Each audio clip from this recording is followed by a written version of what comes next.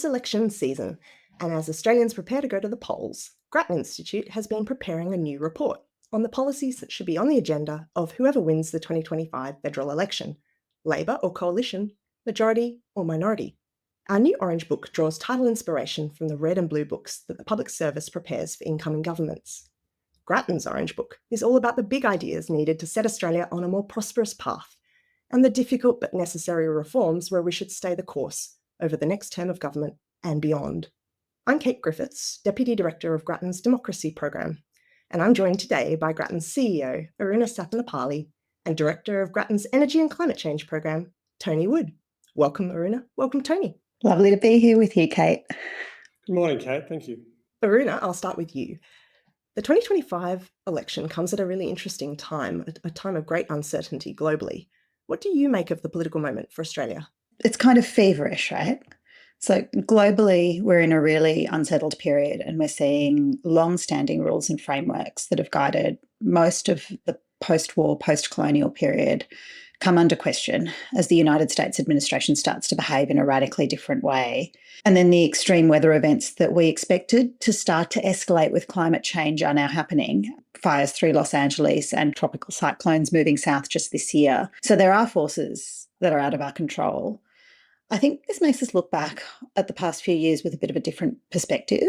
They have been hard, and cost of living pressures have weighed down on many people in Australia. Coming out of COVID, we had a lot of savings and a lot of demand in the economy, but our supply of workers and our supply chains of materials couldn't keep up. So as hard as it was, policymakers, the Reserve Bank and also the government had to slow the economy down as a priority. But it has worked. This particular period of inflation is now behind us, and we are seeing real wage growth start to catch up. With so much of the sound and fury around us right now and some really big challenges to confront ahead, it's easy to lose sight of the progress we've made through this period. But I would say that there's no country I'd rather be right now than in Australia. We're a small country, so we're exposed to the global context, but at the same time, we have a highly skilled population from all over the world. We have strong institutions. We've invested over time in better quality public institutions, and we trust them. We're not at the very top of the pack in terms of advanced economies, but we're not far behind. And despite having some of the world's longest life expectancies, we actually have a less stark ageing problem than a lot of other countries. Our continent has remarkable natural assets, and we do have a more manageable budget position at the federal level than many of the countries we compare ourselves to. This election ahead is really about staying the path to shore up the fundamentals of a cohesive and prosperous society, which puts us in the best position to tackle the uncertainty ahead. The Orange Book itself maps out a prosperity agenda, including 5 big challenges that the next government will need to tackle. I wonder if you can take us briefly through those challenges. The first one is the transition to net zero, the biggest transformation that we'll see in our lifetimes in terms of Australia's economy, and a tremendous opportunity for this country. We need to further bend the curve on emissions and focus on that economic transformation. We've got Tony to talk a bit about that one. The second is tackling the housing crisis. Australia's housing problems have been decades in the making, but making housing in this country more affordable is both a social and an economic imperative.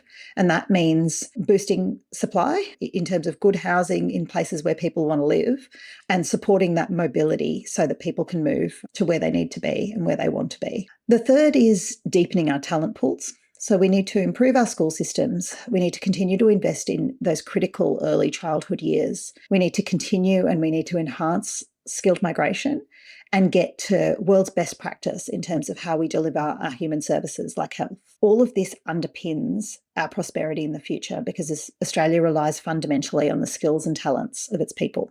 Fourth, we need to meet the needs of an ageing population, and we are ageing. We need to get better at tackling chronic disease in our health system, and we need to shore up our retirement systems and our aged care service systems. And finally, we need to tackle our structural budget position. And we can maybe talk a little bit more about the sort of tax and the spending side of that. Yeah, absolutely. Let's come back to that, because I want to start with that first big challenge you laid out and come to Tony now. Tony, transitioning to net zero is something you've been thinking and writing about for years. What does progress look like in the next 3 years? And what would the next government actually need to get right in order to bend the curve on Australia's emissions? Kate, it's interesting to think about, from my perspective, if they solve this problem, then the measure of success is I won't be thinking and writing about this in the next few years. But I think the issue here is really to focus on the point that Aruna started to talk about, and that is that this is not a choice that we really have. This choice is something that is being imposed because of our own behaviour over the last 200 years, and we now have to really address what we do to address that. And it's not a question of whether we do it or we don't. It is really a question of how we manage this transition. Do we do it well or we do it badly? And that's what we're looking at. We should reflect, as Aruna did also, that we've actually made very significant progress in this country. And sometimes we're looking at, oh my God, it looks so hard ahead. But we reflect on where we've come. We have reduced our emissions from one of the largest emitting countries per capita in the world. Back in 2005, we come from about 600 million tonnes a year to about 400. We've reduced them very significantly. We've rapidly grown our renewable energy sector, and that's been a tremendous success. But now, like most things in life, as we start to get through our teenage years, things get harder. And that's where I think the real challenge arises, because we think about how we're going to do this. So in the next 3 years, we must begin to see, as Aruna said, a bending of the curve. That means in all the sectors of the economy, we need to see emissions beginning to reduce. They won't all reduce at the same time, at the same pace, but they all must begin to do so. Otherwise, we don't get where we need to go. So this means we need to set, in our view, a new target for 2035. In our view, that target should be a range of 65 to 75% below 2005 levels by 2035. The reason we make it a range of the sort we've said, firstly, it is consistent with the science of climate change, but it also allows some flexibility because there's lots of things we don't know in the period ahead, and therefore we need to be able to adjust. And having some flexibility also improves the predictability that investors have against that policy. The second thing we need to do is really think about that opportunity future that Aruna referred to. There are very few countries that have our advantages. They will not be landed to us on a plate. The opportunity really results from our resources, and in particular, that's why we believe that and recommend that the government takes what's called the Future Made in Australia policy and really coordinates that across a whole range of areas to become a real industry policy, the sort of industries that will be important for Australia's national interest, in our strategic interests for the decades ahead. And that means not trying to make solar panels in this country because others will do that better, but doing the things that build upon our comparative advantage and our competitive advantage. Now, the second part of the equation, Kate, is that the energy system is fundamentally linked to what we do about climate change. Up until now, energy has been responsible for electricity, about 35% of our emissions, energy overall, 75% of our emissions. And we've made good progress, as I said, on electricity and also in the way we use land. Both of those have done most of the heavy lifting to date. On the energy system, we have fallen behind. We are not building the transmission and the renewable generation that we need to meet the sort of objectives that we have. And at the same time, our coal-fired power stations are getting older. And like most of us, as we get older, we start to break down a lot more. And so as we're seeing that happen, we've got this disconnect. And people start to, not surprisingly, be worried about disconnect. And if you're a minister, you're worried about that disconnect. So we do need to accelerate really seriously the build out of that transmission. We also have to think about the nature of our market. Is it still fit for the purpose that it was designed 25 years ago? It did a great job for a while, but the nature of the supply of energy is changing and the market changes, settings have to be brought up to date. And finally, we do need to really sort out something which we call gas policy in this country. We haven't decided really whether gas is our friend or our foe. And the answer is both. So for a while yet, we are going to need gas. And the challenge for particularly those of us who live in the southeast is that we are running out of gas. That problem has to be solved urgently. Success, in my view, over the next 3 years will mean by the end of that 3 years, as a result of a relatively small number of very important policies, we can see real momentum building towards net zero by the end of that period across the economy. These are really big, hard things you're talking about, Tony. This is a whole of economy transformation and something that I know you've likened to an industrial revolution with a deadline. Is it all hard work? Are there any quick wins here? Where we are today, it's harder to see the quick wins from where it was maybe 5 or 10 years ago. There are things we know we can do which don't require enormous costs and investment, that will make a difference. They're not going to change things overnight. We have a certain momentum built up, and that's where we are. So what we don't want to do is, for example, just splash cash around as we've done to some extent. If we're going to support consumers, we can do two things.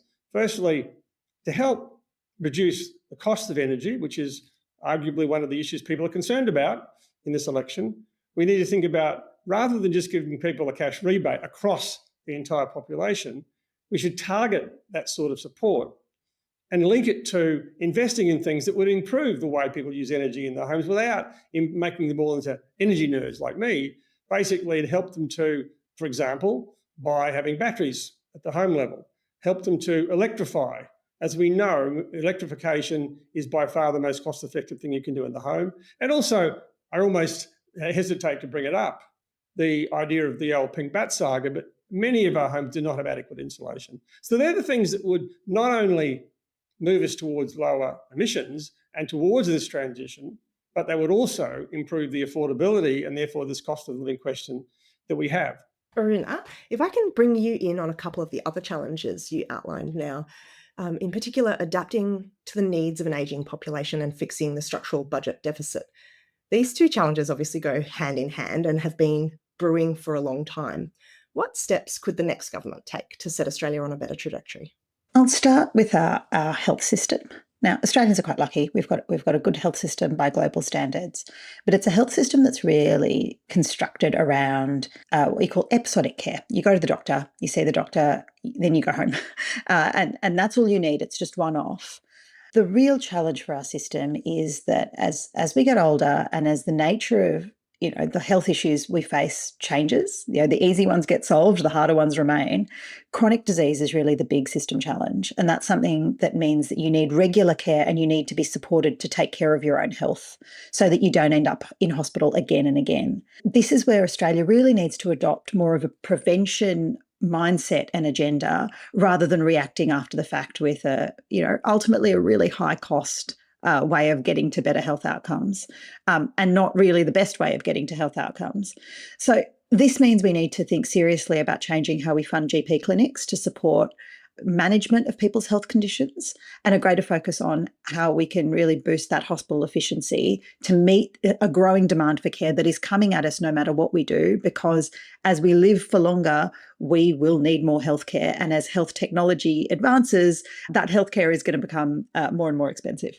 Coming then to our retirement system, we have real opportunities to improve it. We need to simplify it as the super system moves into the retirement phase.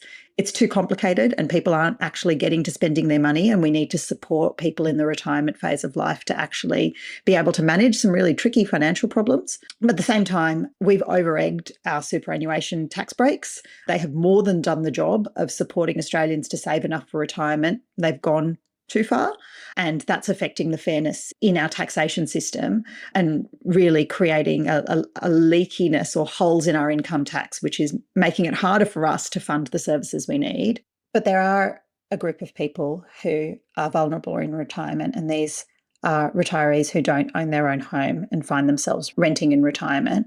And so we really need to strengthen our protections for that group of people so they don't retire in poverty. The next thing I'd come to is the NDIS. The NDIS provides life-changing support to many disabled Australians, but we need to reform it to put it on a sustainable footing, which means looking at the way in which the scheme is designed, moving beyond just a sole focus on individualised support and building up those broad-based foundational supports, and also looking and clarifying eligibility for the scheme and for the different types of supports in the scheme. Now here, the direction of travel has in part been set. The real trick is implementing it. And that's what the next government will need to do. Finally, we have to look at our tax system. Grattan has said this for a long time. Australia is a country with high service expectations, but a relatively low tax burden. It might not feel like it, but in comparative terms, we have champagne tastes sort of on a beer budget. Ultimately, we need a tax system that taxes well. So tax should be both equitable and it should be efficient. There are opportunities to make our tax system more equitable, to shift the reliance from income taxes to taxes on wealth, and also to be more efficient. And here in particular, the federal government should support more efficient taxes, not just at the federal level, but also at the state level. So finally, a question for you both. Are there any promises you'd particularly like to see in this election campaign, or promises you don't want to see? Let's start with Tony. Well, Kate, what I really don't want to see is either side of politics promising they're going to reduce electricity prices by a certain amount by a certain date. They keep doing it, and honestly, it treats voters like mugs. It never happens, and if it does, the government usually didn't cause it. There are so many things that contribute to energy prices, some of which are under the influence of governments, but things like the weather, things like technology costs, and things like the Ukraine war are not. So let's stop pretending that we can do that. The second promise we need to avoid is false promises. And to some extent, I put the nuclear question into that bucket because nuclear technology is absolutely fine in many ways. Many countries in the world use nuclear power. But in Australia, it's not part of our plan A. To move to where we'd have to be would expose us to enormous risks, costs, delays, probably higher prices, and also more emissions. There's just too many risks associated with that. Certainly, by all means, think about it for the possible future. But right now, it is not part of our plan A, and it's probably not even part of plan B. So let's not have these false promises, because whoever's in government will not be worried about what they have to do about nuclear now. They'll be worried about all the other things that we've been talking about to get this thing really on track. And that comes back to what I really do want to see. The one I'd love to see but won't is let's promise to play together. When the current government was elected, they talked about maybe this is the end of the climate war. No. What it did was set off another round of the climate war. I'd wish that would change, but I don't think it's going to. What we can, however, hope to see, I think, is that we do see some clarity about where we're going. These policies I mentioned, there's not that many of them, but they are really significant. The government really needs to think about how they get the message across to the Australian people that what we're doing, we know where we're going, we know what we have to do, but there are also things we don't know. We can't promise you the future, but you do know that we're heading in the right direction. And as things change, we will adapt to those things, and we'll bring the Australian people with us so that we can have a low emissions future that remains affordable and remains reliable, because that's what I think Australians will follow. Aruna? Gosh, that's a wonderful wish list. I will start with what I don't want to see, which is I don't want to see big commitments on spending that aren't properly thought through.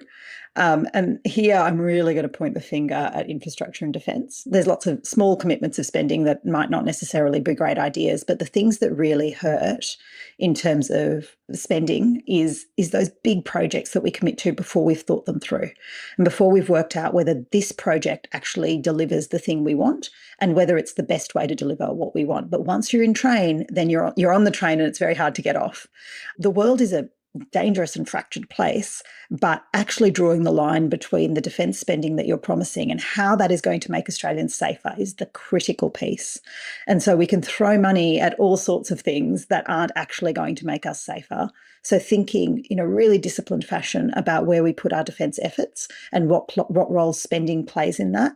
That's definitely, I want to guard against having an election with a whole lot of big infrastructure and spending commitments without rigour. At the same time, I don't want promises around swinging cuts that governments aren't precise about their plans to deliver. So, big cuts of workforce without actually telling the Australian people which department and which program you're presuming that saving is going to come from. The tough message is there are no easy savings. If there were, governments would have made those savings already to spend on other things. There are savings available through better designed eligibility for services and better discipline on how we spend for big projects. But the idea that anyone can come in and just suddenly find 10,000 people who weren't doing anything is an utterly false promise. In terms of what I hope for, I think right now there are many people in this country who will be looking at what's happening in the US and thinking about what kind of country we want to live in here. And that isn't a divided one.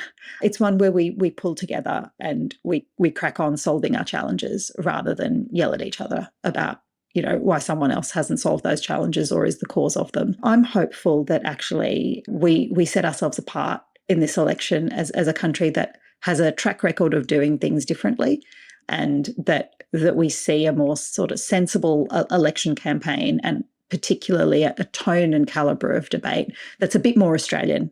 That's all we have time for today. We really appreciate you sharing your expertise with us, Aruna and Tony. Everything we've discussed today and much, much more is published in our Orange Book, which you can read on our website at grattan.edu.au. And many of the challenges touched on today will be explored in more depth in upcoming podcasts too. You can subscribe to our podcast and newsletter on our website or follow us on social media at Grattan Institute. Our expert analysis is freely available thanks to donations of listeners like you. Please consider making a regular or one-off donation at grattan.edu.au/donate. Thank you for joining me today.